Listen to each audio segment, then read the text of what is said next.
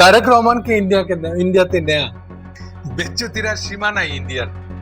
কি যে অবস্থা হয়েছে, কিছুতেই তারা যত দেরি করতেছে, যত দিন যাচ্ছে তত আরো বেশি করে পার দেবে যাচ্ছে, বেজ্জতির আর একটা কাপড় খুলে যাচ্ছে, এভাবে চলছেই।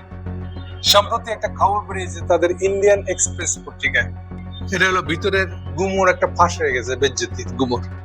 ঘটনা হলো যে সে নিউজটা বলতেছে যে ইন্ডিয়ান প্রেসিডেন্ট হাউসে যখন কোন সরকার বা রাষ্ট্রপ্রধান যায়, তখন সেখানে স্বভাবত কুচকাওয়াজ, গার্ড অফ অনার, এই টাইপের অনুষ্ঠানগুলো হয়, এবং অনুষ্ঠানের শেষে একেবারে ভুরি ভোজ খাওয়া দাওয়া দিয়ে শেষ হয়। তো এই কুচকাওয়াজের মহড়া হওয়ার জন্য একটা নোটিশ দেওয়া হয়েছে যে অমুক দিনে কুচকাওয়াজের মহড়া হবে, তাই চেঞ্জ অফ গার্ড, মানে যে দল গার্ড দিচ্ছে সে কখন চেঞ্জ হয়ে আরেকটা দল আসবে, এগুলোর যে রুটিনটা আছে সেই রুটিনটাই আজকে বন্ধ থাকবে, কারণ আজকে মহড়া হবে।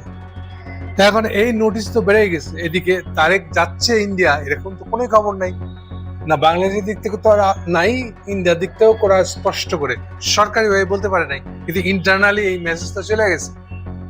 এখন ইন্টারনালি এই মেসেজ যখন ছড়াই গেছে, এই খবরটা বাইরে চলে আসছে, আর তারেক রহমান যাওয়ার কোনো খবরই নাই। এদিকে তাদের চেঞ্জ অফ গার্ড কবে হবে তাই নিয়ে তারা একটা ইন্টারনাল নোটিশ দিয়ে ফেলেছে। নোটিশটা দেওয়ার 1 ঘন্টা পরে টের পাইছে যে মুখে মাটি গেছে, আর কি করা, থু থু করে ফেলে দেওয়া ছাড়া বুঝেনি তো মানুষের মুখে মাটি গেলে কি অবস্থা হয়, আর কত তাড়াতাড়ি মুখ দিয়ে হালাইবো এর জন্য অস্থির পাগল হয়ে যায়। তো সে অবস্থা হচ্ছে ইন্ডিয়ার। 1 ঘন্টার মধ্যে সেই সার্কুলার উইথড্র করে নিছে, সার্কুলারটা আবার পাবলিক হয়ে গেছিল। তো দেখেন ওদের অবস্থাটা কি দুরবস্থায় পড়ছে। তারা ভাবছে আরে বাংলাদেশ এটা তো আমাদেরই আসছি না, আমরা আতু করে কুত্তা ডাক দেওয়ার মতন ডাক দিলে আসি না, দৌড় দৌড় দৌড় চলে যাবে। বাংলাদেশ তো তাই, বাংলাদেশ সেই বাংলাদেশ নাই, এইটা তাদের ঠিক মতো কোনো হুঁশ হয় না, হুঁশ হলেও বিশ্বাস করতে চাচ্ছে না যে এটা তাই হয়েছে।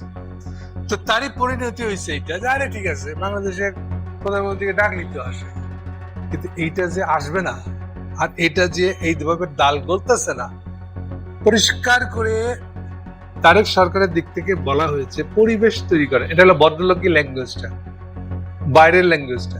ভিতরে বলা হচ্ছে পরিবেশ তৈরি বলতে এটা বুঝবো আপনারা হাসিনাকে ফেরত দিবেন, আর হাদির খুনি যারা আজকে পলায় আছে বলতেছেন তাদেরকে ফেরত দিবেন। ব্রডলি বাংলাদেশ ভারত যেন সম্পর্কটা উন্নত লাভ করতে পারে সেই জন্য একটা পরিবেশ তৈরি করে।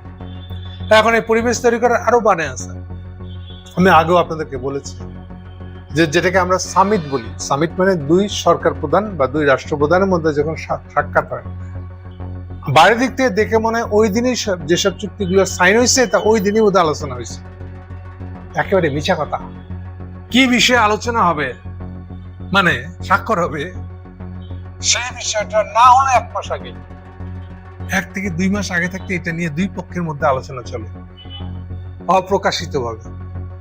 সে আলোচনার 2-1টা খুচরা নিউজ কোনো কোনো পত্রিকা ছেপে দিতে পারে, কিন্তু ওটাও ফাইনাল না, ফাইনাল কিছুই না আসলে। ওটা আসলে নিজেদের মধ্যে যখন টেবিলে বসে, কিন্তু আগে ঠিক হয় যে একটা সম্ভাব্য ডেট কবে, তবে ঠিক হয় ওই সম্ভাব্য ডেটের দিনে কি কি বিষয় নিয়ে কথা বলা হবে।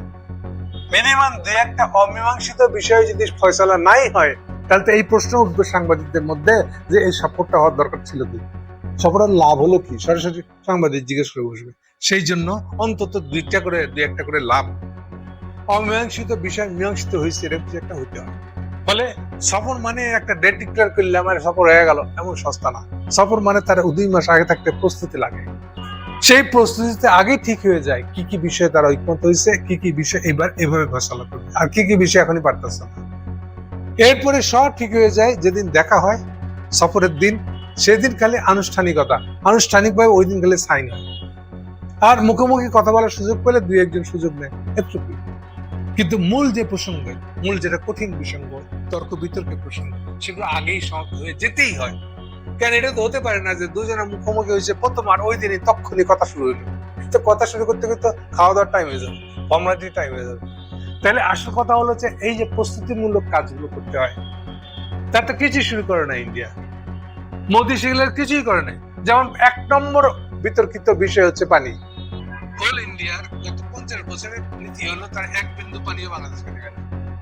এমনকি দেখেন এত শখ করে আমেরিকানরা বাংলাদেশকে ইন্ডিয়ার হাতে বাংলাদেশকে তুলে দিচ্ছে 1/11 এইটারই ইলেকশন হয় 2008 শেষে 9 সাল থেকে হাসিনা ক্ষমতা নেয়।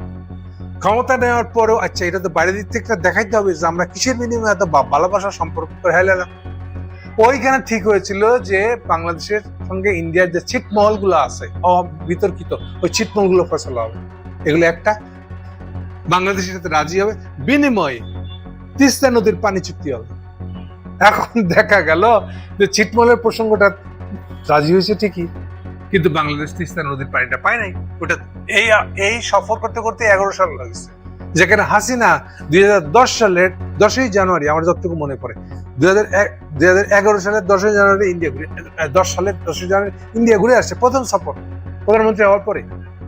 আমেরিকানদের তুলে দেওয়া বাংলাদেশকে ইন্ডিয়ার হাতে তুলে দেওয়ার সেই বাংলাদেশ, হাসিনার বাংলাদেশের প্রথম সফর হাসিনার হয়েছিল 10ই জানুয়ারি 2010।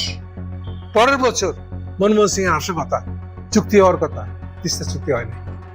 এগুলো দিয়ে বুঝতে পারেন যে আসলে একটা সামিট, শীর্ষ সফর এর মানে কি। তাহলে এগুলো হচ্ছে প্রস্তুতিমূলক কাজ। মোদির কোনো খবর আছে? তার উপরে এই যে অন্তত 2টা দাবি স্পষ্ট করে বলে দিয়েছে, হাসিনাকে ফেরত দিতে হবে আর হাদির হত্যাকারীদেরকে ফেরত দিতে হবে। আপনারা এগুলো কোনো কিছুই আলাপ করেন না, কিছুই বলতেছেন না। ওই বেটি ডঙ্গি বেটি যে আইছিল সেক্রি পেতনিকে দেখে তো কেউ আশাও করে না যে এর সাথে কথা বলবে, আর সেই সরকারি লোক না। আর কি দাবি ছিল আসলে? এখনকার প্রধান দাবি হলো একটা, বললাম পানি। 2 নম্বর হলো আপনি সমানে ইন্ডিয়ান মুসলমান পাইলেই তারা বাংলাদেশে ঠেলে দিতেছে, হুসেন যেটাকে বলতেছে। আপনার শুভেন্দু ক্ষমতায় বসবে তার থেকে আমার ঠেকা লাগছে শুভেন্দুর পরিষ্কার করে দেওয়ার জন্য, শুভেন্দুর আসন যেন সুন্দর হয় এর জন্য 2-4টে মুসলমান ঠেলে ফেলাই দিবে, আমরা নিয়ে নিবো, প্রশ্নই আসে না। তাহলে এটা আরেকটা ছিল সিরিয়াস বিতর্কিত বিষয়। 3, প্রায় বর্ডারে এখনো পর্যন্ত খুচরা হলো কিলিং চলতেছে। আপনি এগুলো বিষয়ে আপনাকে পরিষ্কার বক্তব্য দিতে হবে না, কমিটমেন্ট দিতে হবে না? তাহলে এগুলো ছিল মূল বিতর্কিত বিষয়, সেগুলো নিয়ে এখন পর্যন্ত মোদি ইনফরমালিও কাজ শুরু করে নাই। তো তারিখ যাবে কি আপনার উচ্চস্তে? হ্যাঁ, কি মনে করেন নিজেদেরকে রাজা আর প্রজা বাংলাদেশ আপনার কাছে চাইবো? এই দিন গয়া। এই হলো অবস্থা, কিন্তু তারা কন্টিনিউয়াস বলে বেড়াচ্ছে এই আইসে গেল বোধ হয়। এখন এই তারাটা কিসের আসলে ইন্ডিয়া? এটা আবার একটা দিক আছে বলি আপনাদেরকে। এখনো ইন্ডিয়া বাংলাদেশে রপ্তানি করে, হাসিনা নাম ছিল 10 বিলিয়ন টাকার মানে বেড়ে যাওয়া হ্যান হয়ে, এটা বোধহয় গত বছর হয়েছে 14 বিলিয়ন। আপনি বুঝতে পারেন ইন্ডিয়া 14 বিলিয়ন ডলারের পণ্য বাংলাদেশে বিক্রি করছে, আর বাংলাদেশ থেকে গেছে মাত্র 2 বিলিয়ন। এটা আগেও এরকমই ছিল।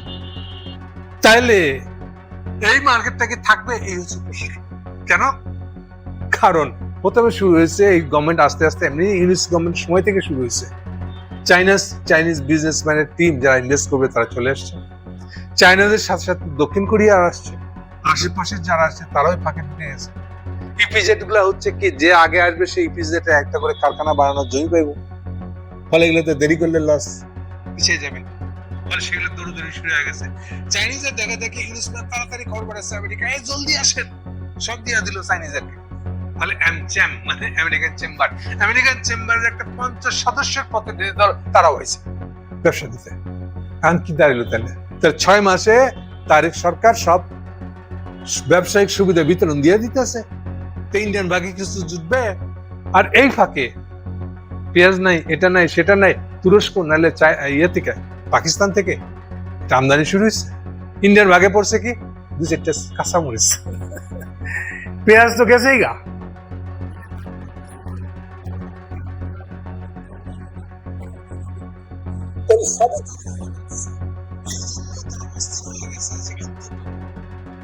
মোদির ভরসায় বসে না থেকে অন্তত আমাদের ঠিক তাই হয়েছে। ইন্ডিয়ানদেরও একটা ব্যবসায়ী টিম এসে গেছে অলরেডি। কি করবে? মোদির ভরসায় বসে থাকলে লাভ নেই, ব্যবসা হারাইব। তাহলে সেই বাংলাদেশটা নাই। এটা কম্পিটিশনের বাংলাদেশ, দেরি করবেন ব্যবসা হারাইবেন।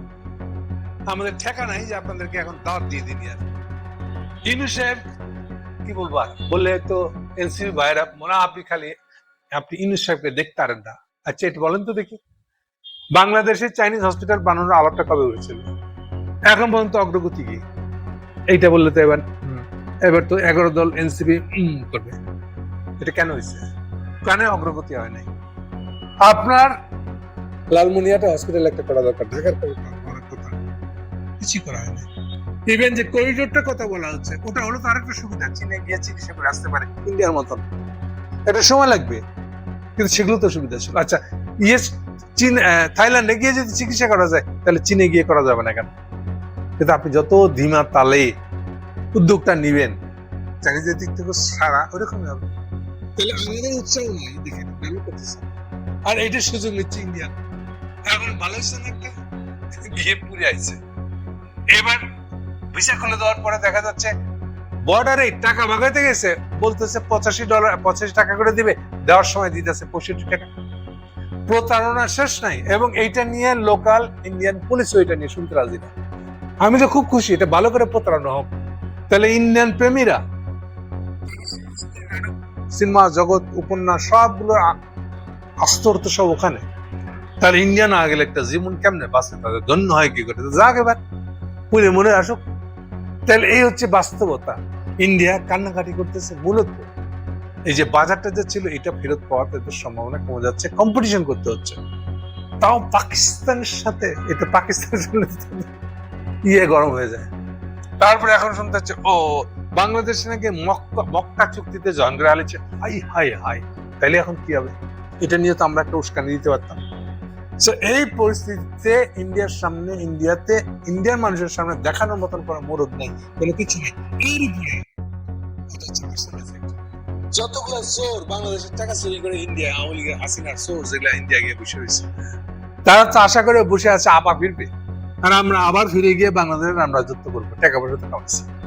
এরা এখন পরিষ্কার দেখতে পাচ্ছে যে মোদির পক্ষে তারেকের উপরে কোন ধরনের প্রভাব বিস্তার এবং তাদেরকে ফেরত দেওয়ার কোন সুযোগ, কোনো বাড়তি চলতেছে না। ফলে মোদির ইমেজ থাকতেছে না ওদের কাছে। তাহলে ওরাই বা কেন বাংলাদেশ সরকারের বিরুদ্ধে মোদির হয়ে, মোদির পক্ষে ব্যবহৃত হতে চাইবে? এই প্রশ্ন আছে। ফলে এইটার কারণে মোদির ওদেরকে দেখানোটা খুবই জরুরি হয়ে পড়ছে যে সে তারেককে ডেকে আনতে পারে। এই হচ্ছে আসল সিচুয়েশন। ফলে সমানে চাপা মেরে যাচ্ছে, এই আসতেছে, এই আসতেছে, আসলো বলে সমানে গাড়ি দেওয়া হইতেছে, এরে তারে দিয়ে, বিনা স্বীকৃতি দিয়ে, কিন্তু বাস্তবে কিছুই হচ্ছে না। এবং দিনকে দিন সকলেই, হাসিনা গ্রুপটা সহ সকলেই বোঝা যাচ্ছে যে আসলে মোদির পক্ষে বাংলাদেশের উপরে কোন ধরনের ইন্ডিয়ার প্রভাব নাই। তারেককে বুজুং বাজুং দিয়া যে নিয়ে আসবে ইন্ডিয়ায়, এটা করে অন্তত ইজ্জত বাঁচাইবো, এই ইজ্জত বাঁচানোর কোনো ইমিডিয়েট সম্ভাবনা নাই। এই হলো বাস্তবতা। এই বাস্তবতায় এই রিপোর্টটা বেরিয়ে তাদের ইজ্জত, তাদের